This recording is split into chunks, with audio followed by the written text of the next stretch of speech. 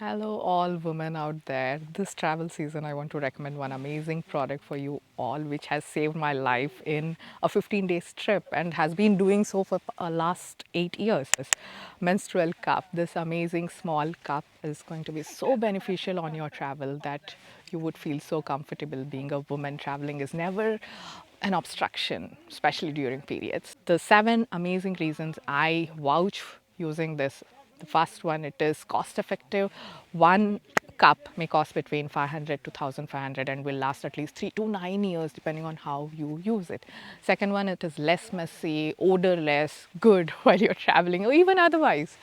Third one, you don't have to remove it out each time you pee. You use a public toilet, how to even manage that, right? So it is beneficial there.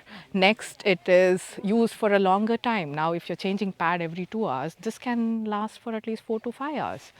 It also takes care of your skin. The dryness, the irritation will be taken care of because you don't have to wear that long pad which will dry up your skin, make it sweaty, especially in deserts like this. Zero leaks. Now, this cup, if inserted well, you don't have to worry about leaks. It is good for Mother Earth.